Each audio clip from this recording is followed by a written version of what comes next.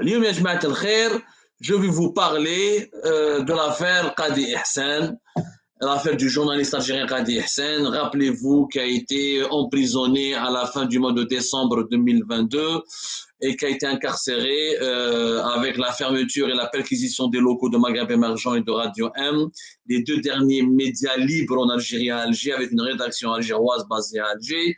Radio M, dans les Qadi Ihsan, je pense que vous connaissez beaucoup, donc beaucoup d'entre vous le connaissent. Qadi Ihsan, donc, il se retrouve en prison et le procès qui était prévu aujourd'hui le 12 mars 2023 a été reporté au 26 mars. Et à la surprise générale, la justice algérienne, Yajma'at al-Khair, a voulu donc juger Qadi Ihsan par visioconférence sans qu'il soit même pas présent au tribunal. Et Qadi Ihsan m'a donné en tout cas, lors de cette audience qui devait avoir lieu aujourd'hui, il m'a donné une idée, parce que pendant cette audience, il a refusé de s'exprimer. Il a décidé de faire une grève de silence. C'est ce qu'on appelle la grève de silence, et j'ai pensé qu'il fallait absolument en parler un petit peu. La grève de silence est une excellente idée. C'est un moyen de protestation pacifique que peut-être beaucoup d'entre nous pourraient produire ou la reproduire. D'abord en solidarité avec Qadi Ihsan, qui est en prison de façon injuste, n'est qu'un journaliste. Il n'a fait que son travail de journaliste, il n'a fait que critiquer un petit peu les dérives et les dérapages du régime actuel. On lui reproche donc, on l'a impliqué dans une affaire de financement illicite provenant de l'étranger. Depuis le 25 décembre dernier, donc, il est à la prison d'Al-Harraj. Un journaliste de plus, qui m'a Belqasem Hawam, qui m'a Mustafa Ben Jem'a, qui a été incarcéré à la fin du mois de février, dans le cadre de l'affaire d'Amira Bouraoui. Radio M, on n'est pas tous d'accord avec ce qui se disait sur Radio M. Radio M, il y a beaucoup de choses avec lesquelles on n'était pas d'accord et je ne suis pas d'accord. Et moi et Qadi Ihsan, quelquefois, il y a beaucoup de divergences et de différends qui nous opposent. Et honnêtement, on n'est pas sur la même longueur on n'est pas sur la même, on ne partage pas la même ligne éditoriale quelquefois sur énormément de sujets. Mais ceci dit, Yajma, je ne pourrai jamais cautionner l'emprisonnement d'un journaliste. Qadi Ihsan, on peut lui reprocher tout ce qu'on veut. Il a soutenu Rachid, il était pro-Rachid, pour les anti-islamistes, pour les laïcs, etc. C'est leur droit de lui reprocher cela. C'est quelqu'un qui est radical, violent, et qui est pour le changement radical, et qui n'est pas réellement pour une transition pacifique, il a des idées un petit peu violentes. C'est le droit de certains de ses détracteurs de penser, ou là de le réduire à cela, ou là de le concevoir comme ça. Mais quoi qu'on pense, c'est quelqu'un qui était entièrement pacifique et qui, avec une radio, dans sa radio M, toutes les tendances de la société algérienne étaient plus ou moins représentées. Et c'est quelqu'un d'intellectuellement respectable et instruit. Et c'est quelqu'un qui a voulu développer un média libre, comme moi j'ai voulu développer Algérie depuis Alger, et qui a résisté jusqu'au bout, avec un plateau de télévision sur Web Radio, mais d'une Web TV Web Radio, diffusé depuis Alger, avec des intervenants algériens, avec des personnalités algériennes qui intervenaient. Il a tout fait pour conserver le dernier espace démocratique en Algérie. C'était le dernier espace de liberté d'expression. Après la fermeture du journal Liberté, donc en avril 2022, il restait que Radio M, Watan qui le soir d'Algérie, c'est des journaux qui ont été totalement domestiqués ou là où c'était le seul espace où on pouvait encore critiquer Abdelmajid Tebboune, on pouvait encore critiquer le régime algérien, on pouvait parler encore de Saïd Chagriha, on pouvait parler de certains sujets sans tabou, mais avec un risque énorme. Donc, c'est pour cette raison qu'il faut soutenir Qadi Ihsan. Il ne faut pas le soutenir parce qu'il est journaliste, il faut le soutenir parce qu'il est un journaliste indépendant, libre, et qui était à l'origine de la création de la camp.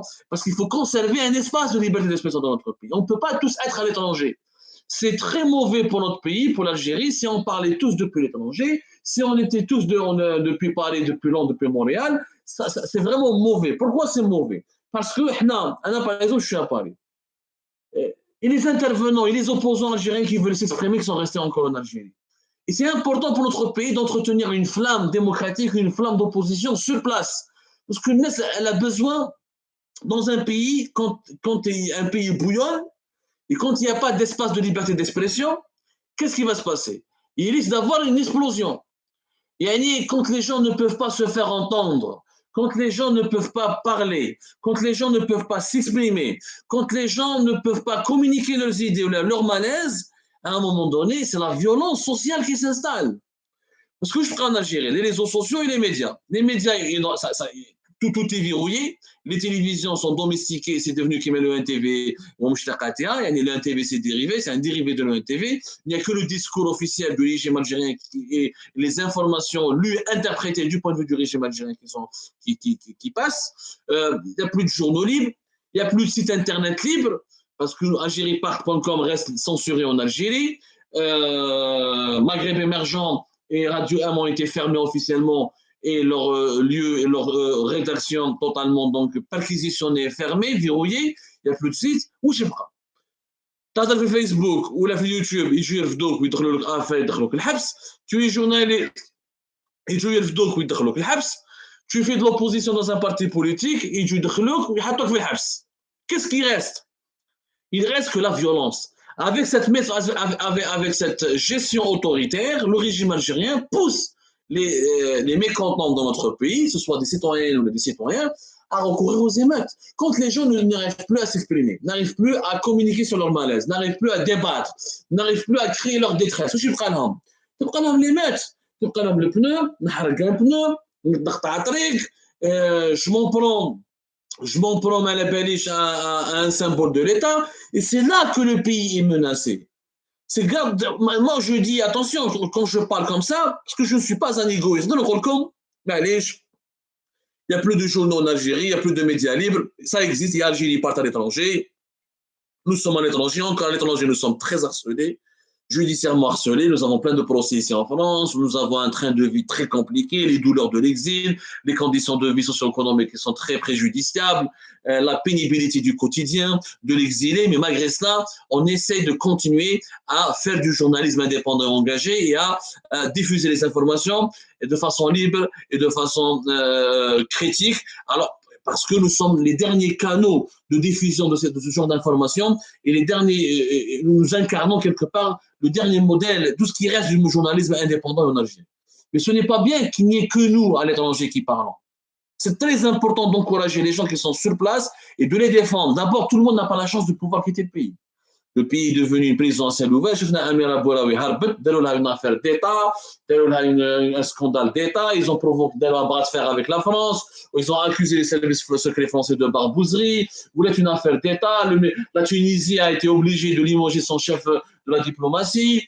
Vous l'êtes, ça a pris des proportions graves. Les proportions, justement, de la stratégie de la tension et de la violence et du bras de fer permanent avec les pays qui hébergent ou qui sont des points de passage des opposants algériens est une stratégie machiavélique du régime algérien pour dissuader tous les opposants qui sont encore sur place de partir. Donc, il y en a beaucoup qui ne peuvent pas partir parce qu'il faut des moyens, il faut des visas, ou là une double nationalité, il faut de l'argent. Même si tu as لازم الدراهم، الحرقة ما راهيش بطل. الحرقة ولات لوكس. يا جماعة الحرقة ولات 40 50 مليون 80 مليون 90 مليون 100 مليون. يعني c'est des sommes de 4 000, 3 000, 5 000 euros.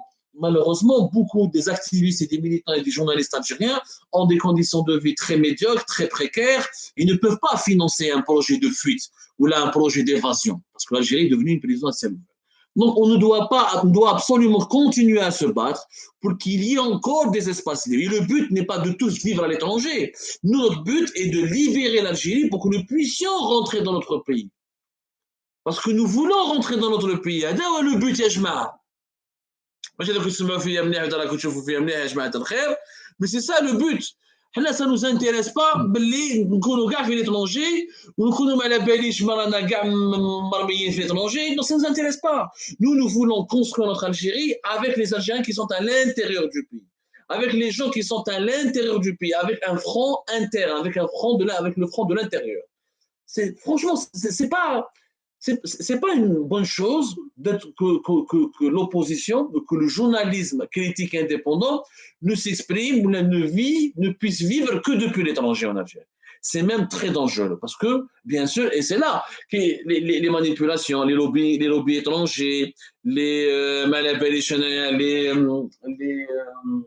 comment on appelle ça, les tentatives de récupération depuis l'étranger, elles sont nombreuses, mais c'est normal parce qu'on est à l'étranger.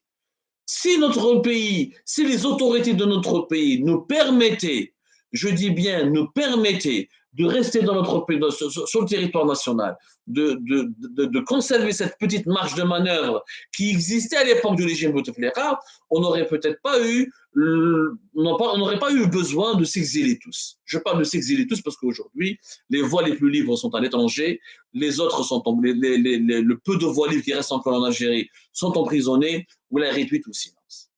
Je fais un petit peu les perspectives de cette affaire. L'affaire Maghreb Emergent et l'affaire Qadi Hassen n'engagent pas uniquement la personne de Qadi Hassen ou la rédaction de Maghreb Emergent, les journalistes, les collaborateurs de Maghreb Emergent de Radio 1. Elle engage l'avenir même du journalisme indépendant et critique et l'avenir même de l'opposition en Algérie.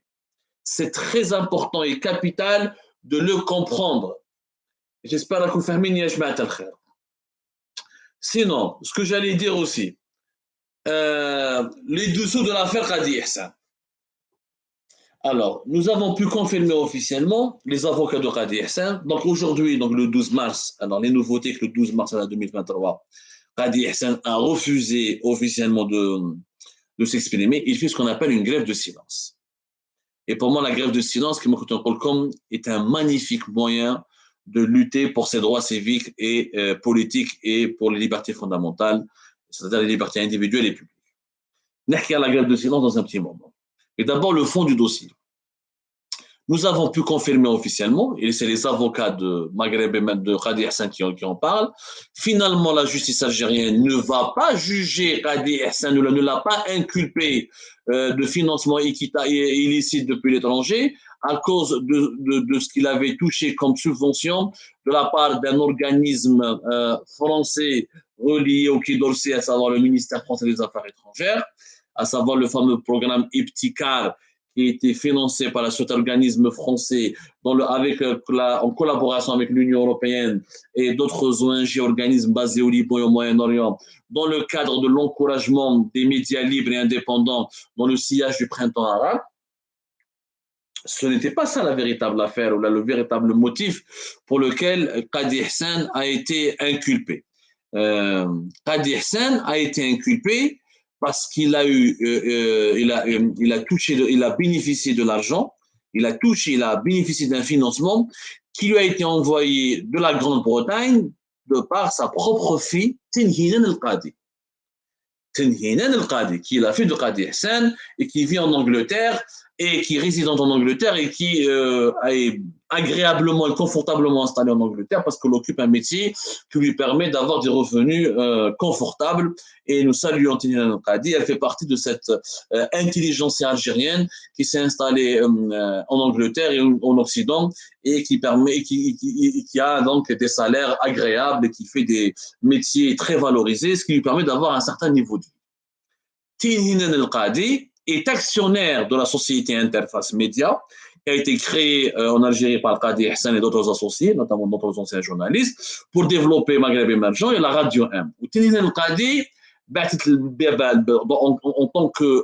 en tant qu'actionnaire, elle a voulu contribuer avec une somme de 25 000 livres sterling, ce qui est l'équivalent de presque 30 000 euros, 25 000 livres sterling, pour permettre à Radio M de payer les salaires. Pourquoi?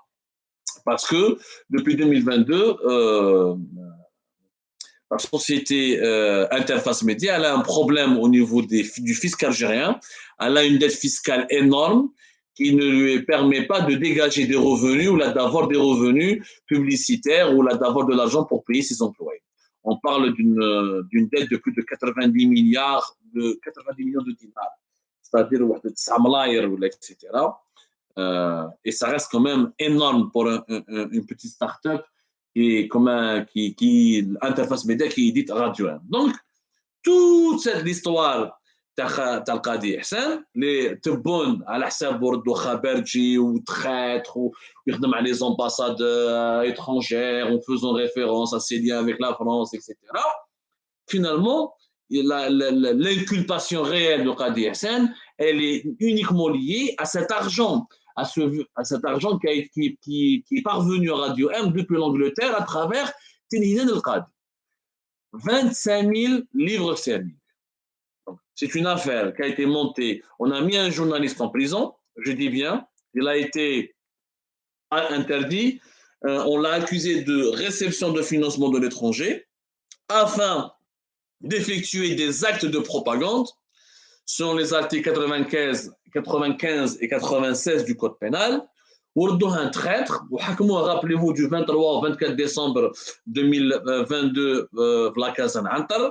Ensuite, لقوه جماعة عنتر parce qu'on a قلتها l'information, ce n'est pas les services secrets qui ont voulu la peau de Qadi Hassan. C'est uniquement la présidence, le palais présidentiel d'El Mouradia. C'est le palais présidentiel d'El Mouradia qui est à l'origine, qui a orchestré l'arrestation et l'emprisonnement de Qadi Hassan. La DGSC, la Direction Générale de la Sécurité Intérieure, je le répète et je le dis, du 23 au 24 décembre, ils ont enquêté Qadi Hassan, où ils l'ont relâché, où ils ont demandé dans un rapport à ce qu'il ne soit pas arrêté ni emprisonné, parce qu'il n'y a pas de motif sérieux, ni de motif de doute, ni de soupçon concernant les financements provenant de l'étranger qui auraient bénéficié à la Radio 1. Qadi Hassan a démontré donc aux enquêteurs de la Casa Antal qu'il s'agit d'un financement qui lui a été accordé par sa propre fille, Tenina El-Qadi.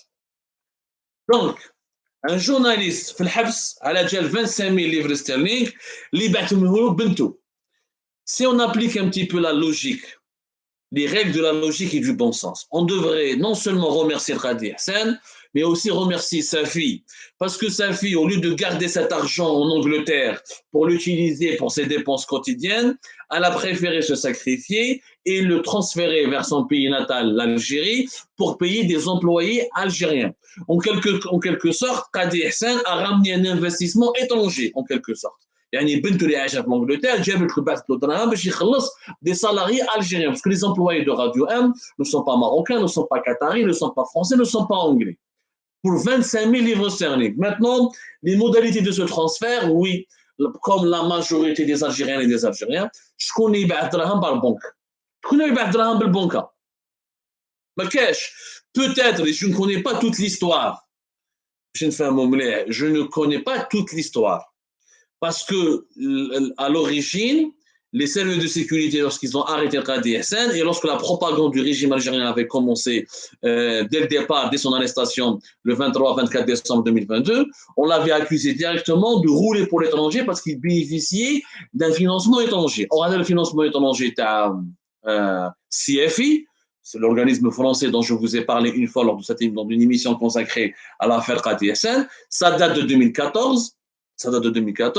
C'était à peine 50 000 euros à l'époque, je pense, si je ne me trompe pas, et c'était un concours qui était organisé à Marseille et qui regroupait un petit peu, un concours pour lequel a participé d'ailleurs même Algérie Focus, quand je dirigeais Algérie Focus, à l'époque on avait participé, il n'y avait pas que Maghreb Émergent comme médias algériens qui ont participé à ce concours, c'était un concours qui a permis à plusieurs médias de l'Afrique du Nord, notamment dans la région du Maghreb et du Moyen-Orient, la région MENA, Moyen-Orient, Afrique du Nord, de réclamer un financement à CFI. CFI, ce n'était pas son propre argent, c'était l'argent de l'Union européenne, c'est un fonds de l'Union européenne qui a été géré par CFI en collaboration avec un organisme basé au Liban, une ONG qui défend la liberté d'expression dans le pays du monde arabe.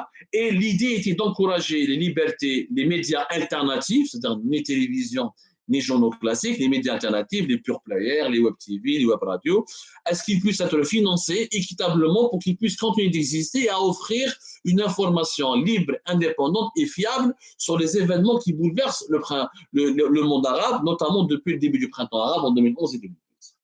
L'affaire a dit Qdima. Donc finalement, d'après en tout cas ce que les avocats de Qadi Hassan nous ont révélé, c'est quand même des avocats digne de confiance. Je ne peux pas y remettre en cause la parole de ces avocats, Zoubida Assoul, Mustafa Bouchechi, Abdullah Habboul, Nabil Asmaïl, Saïd Zahi. Ce sont des personnes irréprochables. Ils sont connus sur la place d'Alger et dans le pays. Ils ont défendu des gens et des mahgourines et des persécutés, des activistes persécutés, des détenus politiques dans les 4 coins du pays.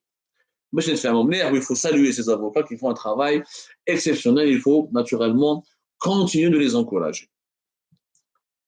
C'est une affaire d'un homme qui s'appelle Qadi Hassan, qui a sollicité sa fille qui vit agréablement bien en Angleterre parce qu'elle a un bon métier, elle a de bons revenus, elle a fait des études supérieures qui lui ont permis de travailler, d'avoir un très bon poste de travail en Angleterre. 23 000, 25 000 livres sterling, c'est-à-dire l'équivalent de 30 000 euros. Voilà l'affaire الخبرجية حكاية الخبرجية هذه ما كاينش كاع منها ما كاين خبرجية ما كاين خبرجي ما كاين اسبيوناج Qadi Hassan ne va pas utiliser l'argent de sa propre fille qui est algérienne et résidente en Angleterre pour payer des journalistes d'une radio libre, indépendante qui est la web radio, pour espionner l'Algérie. C'est totalement idiot. Il n'y a aucun lien de financement entre Qadi Hassan et l'ambassade de France ou n'importe quelle ambassade étrangère. C'est une fille algérienne qui a donné l'argent à son père algérien. Maintenant, ce n'est pas passé par le canal bancaire. Comme tous les Algériens et les Algériens, les 5 ou 7 millions d'Algériens qui sont établis à l'étranger et qui envoient de l'argent à leur pays, dans leur pays natal, utilisent tout le canal informel à cause du taux de change qui est avantageux dans le marché informel et des obligations archaïques ou là, les interdictions et les restrictions insupportables du secteur bancaire algérien qui est moyenâgeux. Qu'est-ce qui va avec le banque? Je ne fais pas. Yani, au pire, dans le pire, même si on veut vraiment emmerder Qadi Hassan, dans la pire des situations, avec amende, redressement fiscal ou ce que tu as. Mais le mettre en prison, l'accuser ouvertement dans une interview